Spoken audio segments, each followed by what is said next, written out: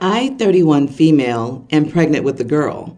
My husband, 33, has a younger brother, 31, with whom he's very close. However, I recently told my husband that I don't feel comfortable with this brother spending so much time with my daughter once she's born. It's not because of my brother-in-law himself. We're not close, but he's okay. The issue is his life choices. He's not married, has no intention of getting married or having kids, and dates only for intimacy purposes.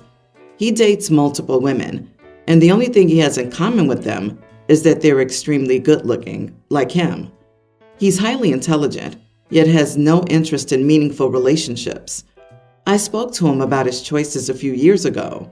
After accusing me of being moralistic, he claims he always uses protection and never leads the women on, which I call BS on, as I can't imagine any woman with an increasingly ticking biological clock would willingly be in a relationship that she knows doesn't have a future. What woman would want to be with someone who may or may not even remember your name in a year? I mentioned this to my husband. However, he called me an idiot and said it was ridiculous to limit our daughter's access to her uncle just because I didn't agree with his legal dating choices. Am I the idiot? Edit. I should have clarified that he generally goes onto apps like Tinder, which makes it worse, as the women he dates tend to be of a certain type. You are the idiot. I do not hear my biological clock, therefore it must be digital, because it doesn't tick. Not everyone dates for marriage. Not everyone wants marriage, long-term relationships, or even short-term ones, but that doesn't make them morally bankrupt. People with life goals that don't match yours aren't morally bankrupt. Get off your high horse, pal. Yeah, from how she acts in the first paragraph, I thought that brother-in-law likes to date teenagers or something, but no. He enjoys casual relationships with women the same age as him. I was expecting something much worse. OP's just a Puritan. LOL at women on Tinder are of a certain type. She has a lot to unpack, and it doesn't even begin with brother-in-law. Honey, it's insane to believe a woman's worth is if she breeds. Archaic on steroids. And you think your brother-in-law will be a bad role model for your daughter when you make broad generalizations about the women he's with? Only one person comes off as being disrespectful to women in this story, and it's not him. OP, you are a judgmental, ignorant person. You do know that not everyone's interested in monogamy and children, right? That not every woman has an increasingly ticking biological clock. Has it not occurred to you that some women have no interest in marriage or children, and that their choices are just as valid as yours? So where the heck do you get off talking to him about his choices? As long as his partners are consenting adults, he's doing nothing wrong, and his choices are just as good as yours. He's obviously a much better person than you if he isn't openly judging how you live your life. I, 28 female, have never dated or been interested in dating. I knew at 13 that I wasn't developing crushes in the same way that my peers were. When I voiced this to my parents, they got me in with a therapist specializing in queer people's mental health. Because of this, I'm very confident in myself, and I don't feel the need to change myself to fit in. I value my close friendships, and up until last night, I had a great relationship with my brother, 30, and his wife, 32. Last night I was over at my parents' for dinner, and my brother and his wife were there with my niece, Lily, tween. My niece loves me, and I love her. We always end up sneaking away from the adults to play dolls together. This is my only real time with kids, as I will never have any of my own, and I value it greatly. Lily and I were playing a board game while the other adults were talking in the dining room, and she asked me why I didn't have a husband. I told her I don't date because I'm happy just having close friends. She was curious about this, as it's different from anyone she knows in life currently. She kept asking questions, like if I had ever dated before, why I don't like men, if I was gay or a lesbian, and stuff like that.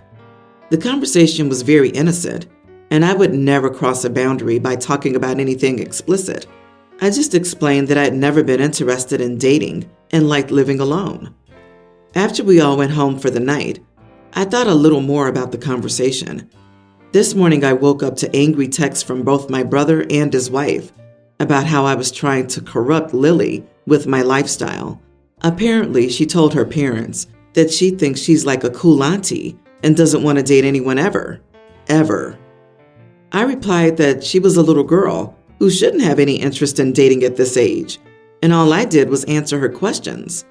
They said that it was inappropriate to discuss with her and that they'll think twice before letting me spend any time around her alone again. By this point, I was furious. I called them stupid and unrealistic for thinking that a kid with unlimited access to the internet was too young to understand why her auntie was alone.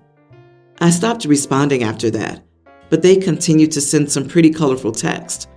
I stood by what I said, but my mom also chimed in that she thought the conversation was inappropriate. My dad doesn't really care, and my close friends are on my side. So, am I the idiot? LOL, not the idiot. She's a tween. My sister was convinced she would marry our cat at that age because it was the only thing she felt love for in the world that wasn't family. It's like the parents have never encountered a child before. What were you supposed to say when she asked? Lie and say, "Oh, I haven't met the right person yet," or "No one has asked me," or some other nonsense? You appropriately answered her questions. She felt safe asking you, but not her parents, which says a lot. She's a young tween, and things change. So I don't know why her folks are so upset, except that your niece trusts you more than them. I've worked with early childhood education, and if kids are old enough to ask a question, they're old enough to get an age-appropriate answer. It sounds like you did this. I usually give broad answers that might include something like, "While I'm comfortable alone, many other folks like mommy and daddy are more comfortable as a team." Give them a few examples of options. Her parents are just upset because at her age, kids will latch on to things and claim them, but she'll grow out of it and be who she's actually supposed to be. They need to chill because the only thing they did was teach their kid that she needs to hide stuff from them or they might overreact. I'm divorced, but I have primary custody of my 3 kids, teen, tween, and pre-tween. Last week, I took them all to the zoo, which was mostly a good experience. The 2 younger kids especially liked it, but my oldest isn't fond of animals. We passed a zookeeper working hard cleaning a giraffe exhibit. To my surprise, my teen son pointed and said to his brother, "That's why you do good in school, I guess, or you end up scooping poop for a job." He said it loud, too. The keeper and nearby guests surely heard. I was very embarrassed. I quickly led them away, left the zoo soon after, and asked him where he learned to talk like that. I said, "That's not even true. Don't many of them have master's degrees and higher?" But he said he thinks it's gross menial work for people who don't want to work with their intellect, and anyone could do it. Referencing enclosure cleaning, I'm assuming. I was pretty appalled by how he's learned to look down on manual labor, but particularly zookeeping, because as I understand it, it's not even easy. Sure, it's manual labor. Still, I don't think that I could do what those zookeepers do daily. I gag from our cat's litter box alone. So I thought the best way to teach him more respect and appreciation was to sign him up to volunteer at the zoo. So that's what I did. I found a zookeeper for a week program at a zoo not far from here and enrolled him. When I told him, he was very upset and said, "Why would you do that? That sounds awful." I told him I thought he said it was easy, so surely just 1 week wouldn't hurt. But he said, "Yeah, cleaning up messes is easy in that anyone can do it, but that doesn't mean I want to." His father thought this was too harsh when he found out. I'm guessing some of his sentiments may influence these attitudes, but I decided to stick with it. Am I the idiot? Not the idiot. Making him do all the work will make him realize how hard many of these jobs are and the amount of effort people put into what they do. The jobs we see as undesirable are the ones that keep a lot of our systems running. To make that comment loudly in front of the zookeeper is just harsh. And to be honest, I would love to do this job, just to be around these gorgeous animals daily. Any attempt at stopping the formation of a pretentious snob benefits society. The kid needs to learn some respect. That being said, you are the idiot. Volunteers who don't want to be there often just create more work for the employees. Those opportunities are for people who generally want to volunteer, not discipline their children. I've been in a situation where I've had to supervise people who thought the work was boring and menial and copped a lot of attitude for it. Oof, I agree with you. My daughter's middle school class took a zoo field trip once, one of those overnight ones, and I was a parent chaperone. In the morning, one of the keepers led us around a bit and then stopped outside the Lion Night House. She pulled out a $10 bill and said, half jokingly, "Okay, I'll give $10 to anyone who can come in here with me and help me clean."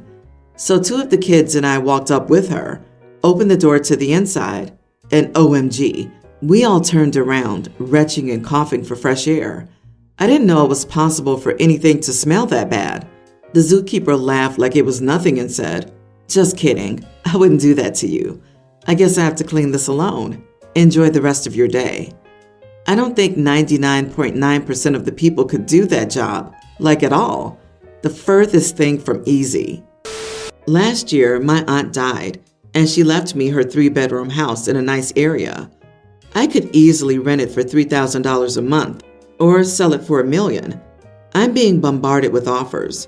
However, the place needs a lot of repairs, and after paying taxes, I don't have the money to do it and have decided to rent or sell. My oldest son, Franklin, is 23 and just finished college. He works for an engineering company. Basically, I said he could live there as long as he pays the bills, taxes, utilities, etc., and starts fixing what he can so I'm neither losing or making money. In the meantime, I can start saving money for bigger projects and repairs, and my son can keep an eye on the house. It'll take a few years minimum to finish everything. Recently, he received a $238,000 inheritance from his maternal grandfather. The first thing he bought was a Porsche. I feel like he can afford rent. All I'm doing is subsidizing a rich kid's housing expenses. Plus, my finances are starting to take a hit, and I have 2 other sons from my second marriage. I found out that my son moved in with his girlfriend, which I'm not happy about. I talked to my son, and I said between his inheritance, moving in with his girlfriend, and my finances, he needs to start paying rent. He got furious with me and said I was trying to rip him off and backing out of our deal. Then he said that I'd use the money to make the house presentable and sell or rent it when I should just give it to him. I said, I'm not dropping this, and I'll be back with an offer, but he will pay rent. Am I the idiot for charging my son rent in my house? So he was paying the taxes, utilities, etc. on this place and fixing what he could. That doesn't sound exactly like he was freeloading to me. If anyone was subsidizing someone else, he was allowing you to keep this building and possibly even making it more valuable to you. Sure, it's your house, and you can certainly insist he starts paying rent, but you're definitely going back on your original deal. Feel free to cut a new offer or kick him out, but none of that changes the fact that you are the idiot. Also, OP, you can charge rent, but that also means entering a contract as a renter and a landlord, so your son no longer does all the other stuff he used to, taxes, etc., and anything broken or not functioning needs to be fixed by the landlord. OP sounds bitter that his son got money and he didn't get even more. Agreed. What it sounds like is OP is jealous that the son bought a Porsche. All I'm doing is subsidizing a rich kid's housing expenses. Boo-hoo. That's a really odd way for a millionaire to talk about his own son.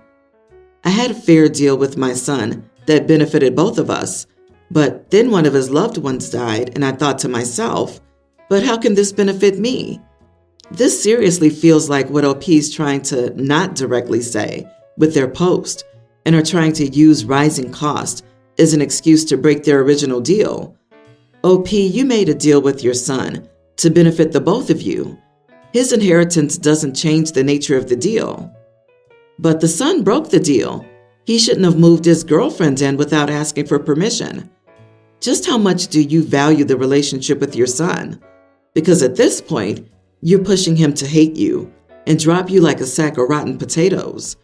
Though I get the feeling you don't value the relationship between you and a rich kid, oops, sorry, your son. Who the heck calls their kid that? Seriously.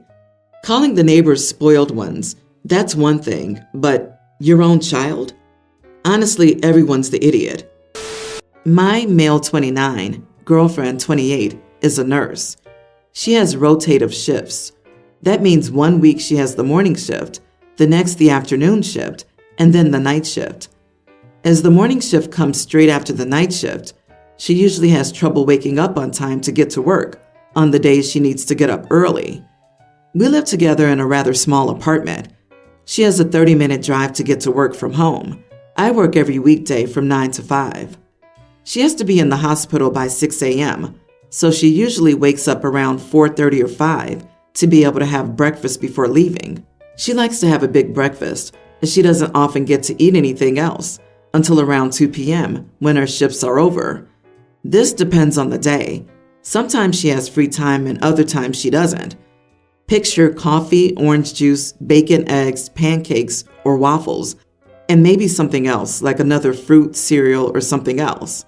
She leaves a big mess every morning with different kitchen utensils dirty, and she doesn't get to clean them up because she's running late. We moved in together into her apartment when the global issue started.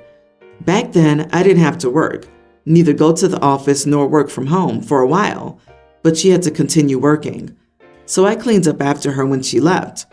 Then I started working from home, but the workload was much less than usual, so I had lots of free time before she got home, and I cleaned up too. However, now I have to return to work at the office. I've been doing so since the lockdown was lifted. I now wake up around 7 when she's already left. I don't like to eat a lot in the morning, so I usually just have coffee for breakfast, maybe a cookie or some pancake if my girlfriend left any, but nothing else. I don't clean my girlfriend's breakfast mess anymore. I just clean my cup and plate if I use any, and we don't have a dishwasher. So my girlfriend complains about me not cleaning up after her a while ago, like half a year ago or so. She told me it's very discouraging to come home and see every pan dirty because I didn't clean them up when I could easily do it. At the time, I told her that I had to go to work too, so now it's not fair that she just doesn't clean up after herself. Ever since, this has been an ongoing conflict between us. This week we had an argument about this again. I came home early because of an accident in my office building around 1 p.m. Then my girlfriend got home and she complained about the dishes still being dirty when I was home. I told her that my cup, I only had coffee that day, was clean and that all of the dirty things were hers. She got furious and claimed that I never helped around, which is false. I'm tired of always arguing about the same thing repeatedly. Am I really wrong here? Not the idiot. Being a nurse is demanding, and I'm sure she's running on fumes.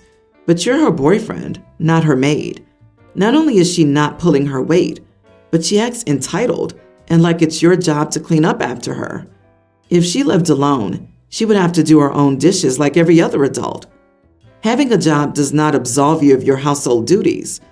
You could stop being sort of petty about it, though. Communicate with her and come to an agreement. I could see if it was just that first day of the morning shift, if and only if he was willing. Since that first day has got to be rough, but she wants it all the time, even when she's on night and afternoon shifts, and she's acting like she's owed cleanup service. So if she wants a big breakfast and no dishes, she should grab some fast food or maybe think about some frozen options. How do we know she's not pulling her weight? OP needs to say something about who does the cleaning, laundry, cooking, shopping, and bill paying. For all we know, it could be the girlfriend doing everything else and just asking the boyfriend to do her breakfast dishes. If they do split the chores, what's the big deal to trade? She could do his laundry in exchange for him doing her dishes. Relationships are all about compromise and communication. This couple doesn't seem good at either.